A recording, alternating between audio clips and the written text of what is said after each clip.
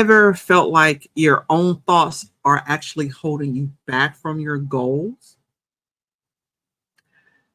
You're not alone in this. Today, we are uncovering seven powerful ways to overcome negative thinking. And so, this will allow you to set you on a path to success. So, hello and welcome to my YouTube channel where we're talking about the 7 secrets to crush the negative thoughts and skyrocket your success. I'm Dr. Twanna, and since I just introduced myself, I can take that one down. I am an executive career coach for Black women, and I'm thrilled to have you here with me today. And again, we're tackling a topic that really affects all of us at some point in our lives: negative thinking, right? So I do want to say I welcome your questions, and I'm actually going to comment over here. Be sure we'll check on my comments and see if I have comments. So do drop your thoughts or your questions or your comments in the chat, and I will attend to those while I'm live on air. So again, thank you for joining me live. And for those of you who always watch the replays, thank you for that as well. So more importantly, we're going to explore 7 powerful ways to really overcome negative thinking so that we can really set ourselves on a path to success, right? So have you just found yourself like stuck in this loop of self-doubt and feeling like you're not good enough, you're not capable enough of achieving your goals? You know, I have to admit that this really dogged me from when I was a child, even all the way through my 30s and into my 40s, right? And so maybe you've even considered giving up before you truly begun. Right? Negative thoughts make us do that. Negative thinking can be a massive obstacle that really holds us back from reaching our full potential. Anybody else out there with me on that one? Drop a thumbs up in the chat if you've been here with negative thoughts. Because I know, just in case you didn't know, we have anywhere between 50 and 90,000 thoughts that roam through our mind on a given day. And you can imagine what the effect is if all of those thoughts are negative. That's something to think about, right? But imagine though, imagine this instead. If you could approach everyday challenges with confidence, viewing setbacks not as failures, but as really opportunities to learn and grow.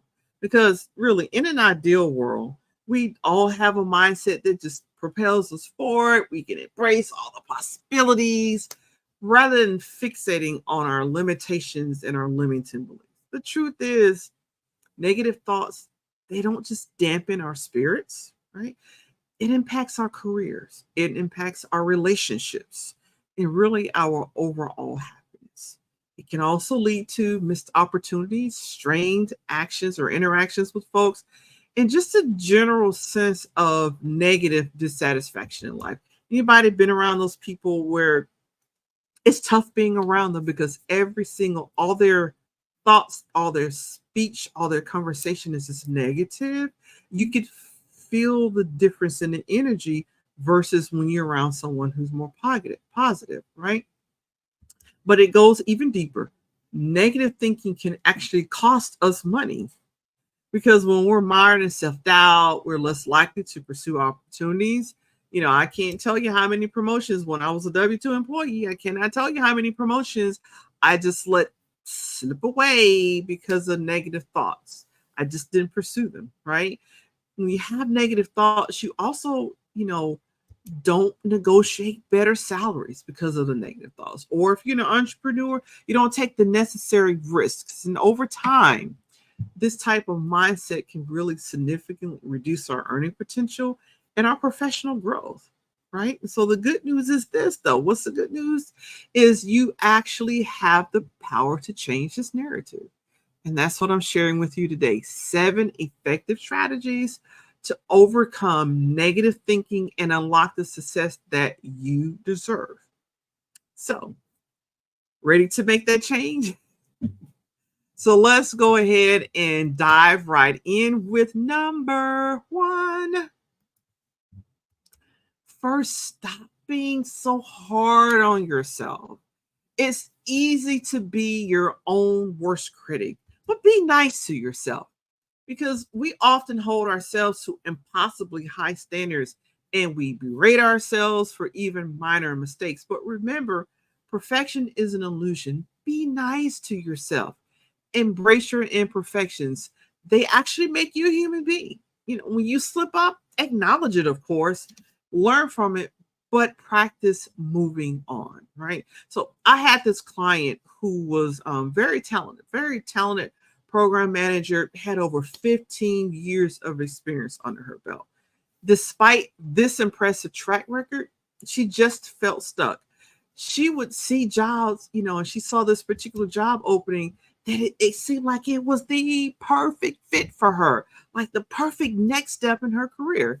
The position not only offered greater responsibilities, but it also came with a substantial increase in her salary based on what she was making. But negative thoughts began to circulate. They started flooding her mind, and she thought, you know what? I'm not qualified enough for this.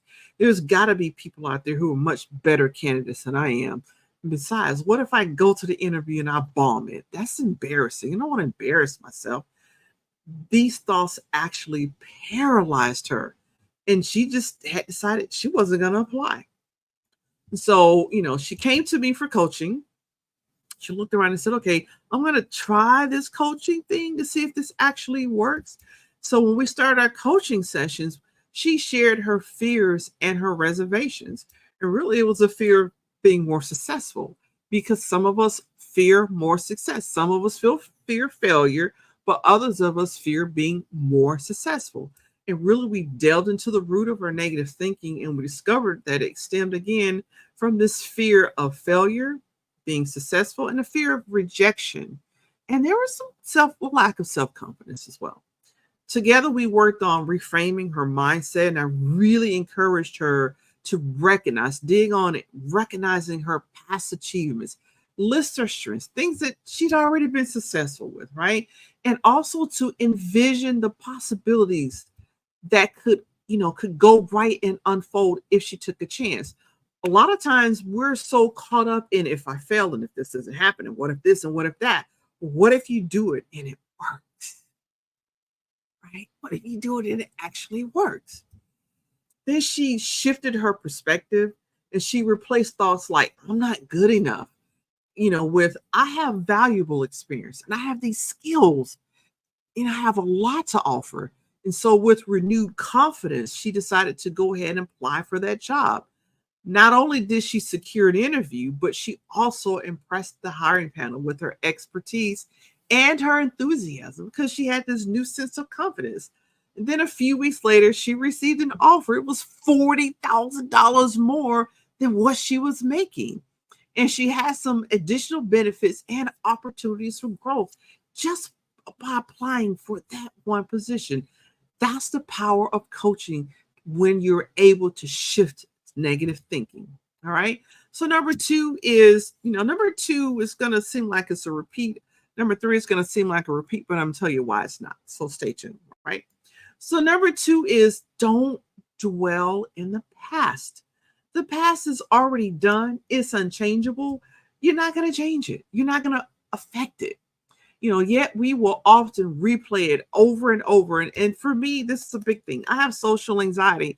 And so when I would have these social fairs, I would go over and over and over, like 2 months down the road, 6 months down the road. I will still be going in over and over.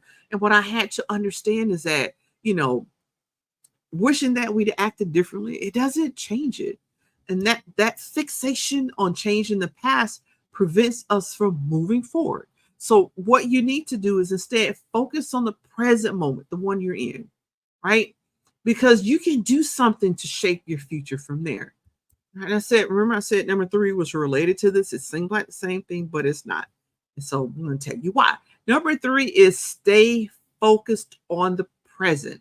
Instead of dwelling on the past, stay focused in the right now, the present, right? Why? Because anxiety stems from worrying about the future. By anchoring yourself in the present moment right now, you can reduce stress and make more thoughtful and meaningful decisions. Practicing mindfulness is a great way to be present, right?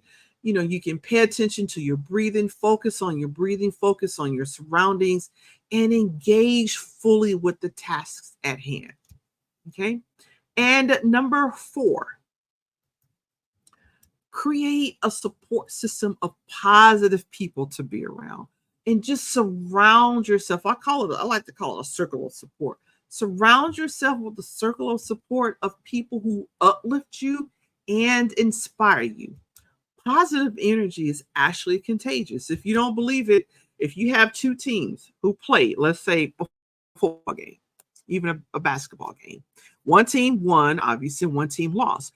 You can blindfold yourself and walk into the locker room of the losing team. No one has to say anything, and you will know by the energy that's the losing team. You can be blindfolded and walk into the locker room of the winning team. No one has to say anything, but just by the energy, you can feel who won because positive energy is contagious. So, whether it's family or friends or your colleagues, have a network that encourages you so you can make a significant difference in overcoming the negative thoughts. And number five, a different shade, but eliminate negative influences. Just as positive people can lift you up, uplift you, negative people can drag you down, right? And so you'll want to identify those folks who drain your energy. We call them energy vampires, and you've seen them. You go around them and they have nothing positive to say. You can hand them $100 and they still have nothing positive to say. Why didn't you give me 200? Right? They just have nothing positive to say. Anybody have been around people like that? Drop a yes in the chat. We probably have all been around them, right?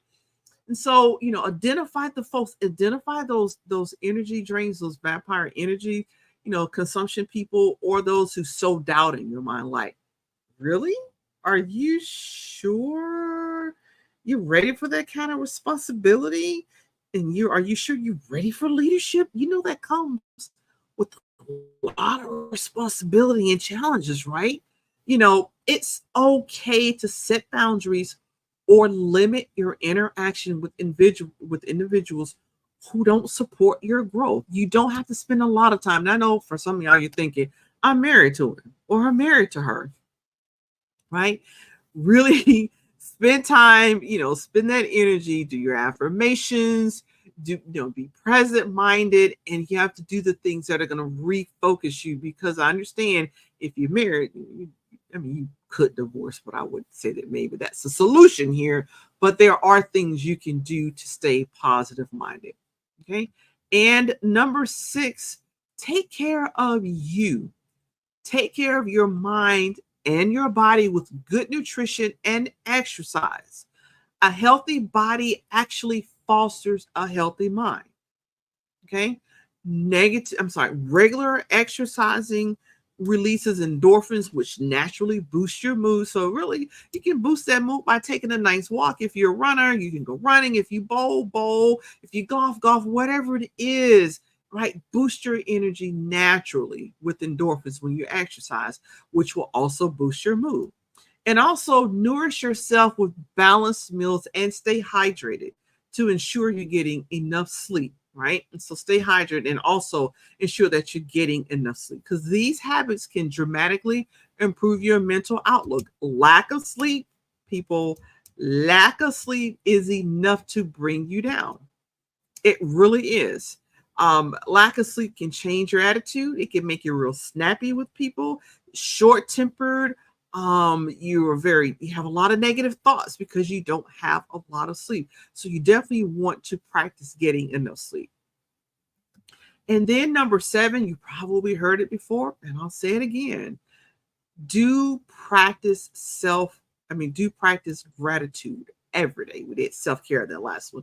This one is practice gratitude daily, every single day. You don't have to do it once. Actually, you can do it throughout the day.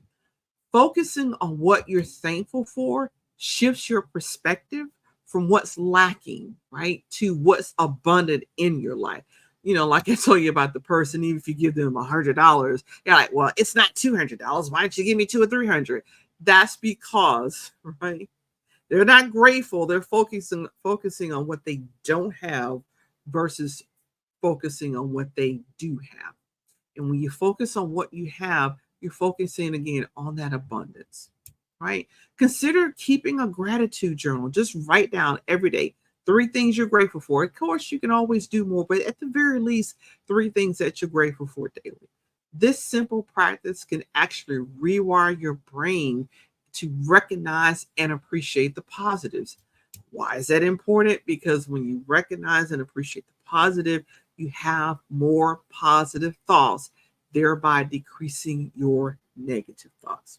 Okay, so let me know which one of the 7 things you're going to start off with first. Drop it in the chat, and I want to know. All right, I do the practicing gratitude every day. I wake up. I thank God for opening up my eyes and breathing breath in my body. It's a wonderful thing. I'm grateful that I still walk.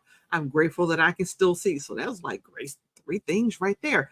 Being grateful doesn't take a whole lot of energy, right? To shift your negative thoughts into positive thoughts, right? So by incorporating these 7 strategies into your life, you're not just combating negative thinking, you're also building a foundation for lasting success. All right. So remember, change doesn't happen overnight. You gotta work at it. So do be patient, have self-compassion, and celebrate the small victories along the way.